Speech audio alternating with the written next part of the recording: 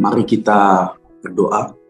Bapa kami dalam surga, kami percaya bahwa firman-Mu adalah berita Tuhan bagi setiap kaki kami dan terang bagi jalan kami Tuhan. Kiranya setiap kami bisa diberikan hikmat melalui firman-Mu dan diberikan kekuatan untuk melangkah di hari-hari ini. Karena kami tahu ketidakpastian akan terus ada, namun kepastian hanya ada pada Tuhan saja. Terima kasih Tuhan, menguduskan setiap kami yang mendengar firman, supaya kami bisa menangkap isi hati daripada Tuhan. Di dalam nama Yesus, kami siap sambut firman-Mu. Shalom saudara-saudara yang terkasih. Kita tahu hari ini banyak orang yang sudah mendengarkan firman. Dan banyak orang yang sudah sering mendengarkan khotbah dan lainnya. Namun apakah apa yang mereka dengarkan itu bisa mereka terjemahkan dalam kehidupan mereka? Namun apakah yang mereka mendengarkan itu bisa mereka lakukan? Iman timbul dari pendengaran oleh firman Allah. Namun iman tanpa perbuatan adalah sia-sia atau mati. Berarti ketika firman sudah kita dengarkan, kita harus terjemahkan lewat perbuatan kita. Agar firman itu tetap hidup dalam hati kita, firman itu tetap hidup dalam pikiran kita, firman itu tetap hidup dalam iman kita. Kenapa? Karena sesuatu yang hidup itu pastinya harus bergerak. Sebuah mobil yang hebat, namun jika tidak pernah digerakkan, mungkin dia akan punya banyak masalah dan sebagainya. Sebagai manusia, kalau kita tidak pernah bisa bergerak, tidak olahraga dan sebagainya, kita pun akan menjadi orang yang lemah. Sebagaimana juga ketika firman kita sudah dengar membangun iman kita, atau membuat hati kita berkobar-kobar dan menyala. Firman itu wajib, saudara, kita lakukan.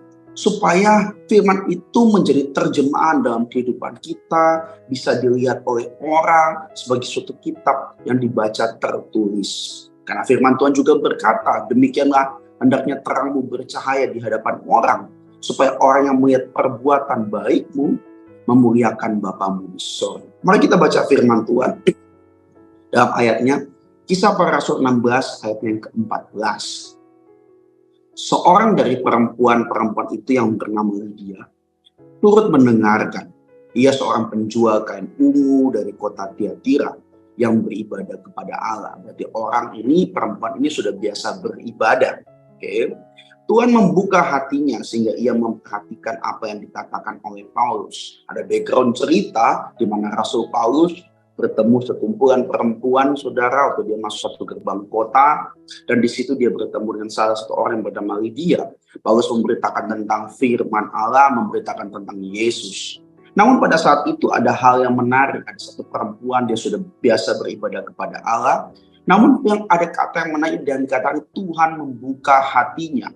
Ketika Tuhan membuka hatinya, dia memperhatikan apa yang dikatakan oleh Rasul Paulus. Berarti hari ini, supaya iman kita bangkit, iman kita kuat, iman kita ini bisa kita terjemahkan dengan perbuatan, kita pun harus meminta kepada Tuhan.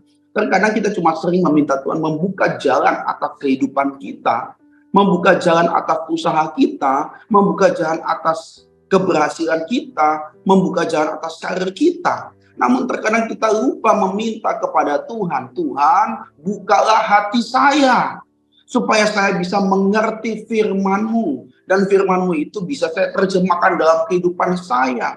Sehingga firman itu menjadi kekuatan bukan bagi saya saja, namun bagi orang-orang di sekitar saya, di mana saya terbiasa menjadi satu kebiasaan melakukan firman tersebut. Berarti hari ini mari kita punya satu sikap dan doa. Bahwa setiap hari kita minta Tuhan buka hati saya. Siapapun yang membawakan firman Allah, kiranya saya bisa mendapatkan rema, mendapatkan pesan daripada Tuhan yang saya bisa bawa dalam kehidupan saya. Mungkin saudara tahu ada kisah tentang penabur. Ada yang ditabur di pinggir jalan, ada yang ditabur di tanah yang berbatu, bahkan ada yang ditabur di tengah-tengah semak duri. Jika yang ditabur di pinggir jalan, mungkin adalah orang-orang yang pada saat itu saudara, dia tidak mengerti akan firman Allah. Dia cuma asal dengar namun tidak mengerti. Sehingga kalau tidak mengerti tidak mungkin bisa menyimpan Waktu dia tidak mengerti, ternyata datang si jahat dan merampas. Yang kedua, kalau kita tidak mengerti, atau mungkin kita sudah mengerti, namun mungkin kita ditabur di tanah yang berbatu. Yaitu kita terima happy, euforia sesaat, wah bagus ya, dan sebagainya. Kita mengerti apa yang dimaksud, namun kita nggak mau menyimpan dalam hati kita, karena firman yang ditabur, benih yang ditabur di tanah yang berbatu, itu sempat bertumbuh, namun tanahnya tipis. Sehingga waktu terjadi saudara penganiayaan dan penindasan, oleh karena firman atau minta pertanggungjawaban firman, dia menjadi murtad. Makanya dalam kitab Petrus juga dikatakan, hendaklah engkau siap sedia mempertanggungjawabkan imanmu, baik dalam keadaan baik atau tidak baik. Berarti bicara proses. Kita nggak boleh cuma menjadi orang yang mau menerima firman seperti orang di pinggir jalan, terima namun nggak ngerti. Kita harus mengerti. Kita nggak boleh terima firman sama seperti orang yang di tanah yang berbatu. Sempat terima, namun cuma karena euforia sejenak, setelah itu dia melupakan. Berarti dia tidak mau menyimpan, saudara. Karena tanahnya tipis. Waktu mempertanggungjawabkan firman, dia nggak mau. Berarti kita pertama harus mengerti. Kedua, kita harus bertanggung jawab dengan apa yang sudah kita dengarkan. Selanjutnya, juga dikatakan ada benih yang jatuh di tengah-tengah semak duri. Dia cuma terima firman, namun khawatir dunia, tipu daya kekayaan, hawa nafsu menghimpit, sehingga dia tidak berbuah. Berarti bicara komitmen. Yang pertama, kita harus mengerti supaya kita jangan jatuh di pinggir jalan. Setelah mengerti, kita harus bertanggung jawab supaya kita tidak jatuh di tanah yang berbatu. Setelah kita sudah bisa bertanggung jawab, kita pun harus berkomitmen dengan apa yang kita pertanggungjawabkan supaya kita tidak jatuh di tengah-tengah semak duri. Jangan sampai kita sudah dengar firman, kita sudah mengerti, kita mungkin bisa mengaplikasikan beberapa karena kita bisa bertanggung jawab, namun di poin terakhir kita tidak bisa komitmen atau konsisten mempertahankan, sehingga ada godaan, kekhawatiran akan kekayaan, kenyamanan, dan sebagainya, saudara. Kita hari ini pun meninggalkan firman. Makanya firman itu yang kuat dasarnya adalah seperti sebuah rumah ditanam di tanah yang berbatu. Dia mendengar dan melakukan firman. Namun dalam proses mendengar dan melakukan, ternyata ada mengerti, ada bertanggung jawab, dan ada konsisten. Sehingga ketika Tuhan membuka hati kita, disitulah Tuhan bisa bekerja melakukan perkara-perkara yang dahsyat.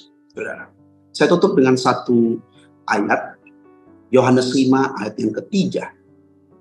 Sebab inilah kasih kepada Allah, yaitu bahwa kita menuruti perintah-perintahnya. Perintah-perintahnya itu tidak berat. Amin. Perintah Tuhan tidak berat. Kalau perintah Tuhan itu kita anggap sebagai beban, berarti kita tidak akan pernah bisa konsisten. Kalau kita tidak bisa konsisten, kita nggak mungkin bisa berbuah banyak. Kalau kita tidak bisa konsisten, bagaimana Tuhan tinggal dalam kita dan kita di dalam Tuhan, saudara. Mulailah hari ini, minta Tuhan buka hatimu dan hatiku. Supaya ketika kita mendengar firman, kita bisa mengerti.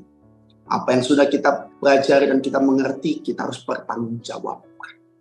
Sesudah kita bertanggung jawab, kita terus melakukannya dengan konsisten. Sehingga kita berbuah banyak. Dan firman itu diterjemahkan lewat perbuatan dan kehidupan kita. Sehingga hari ini, di hari-hari yang terakhir, di tengah-tengah ketidakpastian, kita bisa menemukan kepastian dalam perjalanan kita. Bukan karena masalah tidak ada, bukan karena pergumulan dan tantangan tidak ada, namun karena firman itu hidup dan kita hidup di firman tersebut. Yohanes 5 ayat yang keempat. Ternyata kasih kepada Allah yaitu adalah di mana kita melakukan perintah Tuhan. Perintah Tuhan yang tidak berat. Bagaimana mengasihi Allah dengan segenap hati, dengan segenap kekuatan dan jiwa kita? Tentunya dengan melakukan perintah dan firman Allah. Ayat 4 ada janji dan kekuatannya dengan kondisi mengasihi Tuhan dan kita bisa bertanggung jawab dan kita bisa konsisten, perintahnya nggak berat. Ayat 4. Sebab semua yang lahir dari Allah, kita dalam Tuhan, Tuhan dalam kita, dan di situ kita berbuah banyak. Dikatakan mengalahkan dunia. Dan inilah kemenangan yang mengalahkan dunia, yaitu adalah iman kita. Haleluya, saudara. Berarti iman kita bisa mengalahkan dunia kalau kita mengasihi Allah. Bukti daripada kasih akan Allah, lakukanlah firman Allah. Lakukanlah perintah Tuhan. Minta Tuhan buka hatimu. Ketika mendengar, engkau harus mengerti. Ketika mengerti, bertanggung jawab. Ketika bertanggung jawab, konsisten. Maka engkau akan berbuah banyak. Dan firman engkau terjemahkan dalam kehidupanmu. Maka setiap jalan pasti akan dituntun Tuhan. Mari kita tundukkan kepala, kita mau berdoa. Bapa kami dalam surga yang kami kenal dalam nama Tuhan Yesus. Kami berdoa agar setiap kami mempunyai hati yang taat kepada firman Tuhan. Firman-Mu Tuhan adalah untuk kebaikan kami.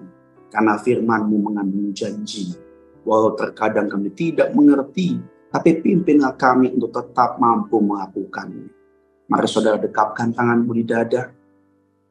Jika saudara mungkin punya pergumulan, persoalan, tantangan dalam karir, studi, keuangan, masalah keluarga, kesehatan, apapun juga, termasuk perjodohan. Biar berkat Tuhan turun ke atasmu dan kekuatan kasih Tuhan turun atasmu, dan percaya Tuhan akan membukakan pintu-pintu berkat serta damai sejahtera Allah menaungimu senantiasa. Jika ada yang sakit, saudara bisa menumpangkan tangan di tempat yang sakit, supaya kiranya saudara bisa menjadi sembuh di dalam nama Tuhan Yesus Kristus. Kami sudah berdoa. Haleluya. Amin. Jika saudara masih membutuhkan pelayanan doa dan konseling, saudara bisa menghubungi nomor yang tertera di bawah ini. Tuhan Yesus memberkati.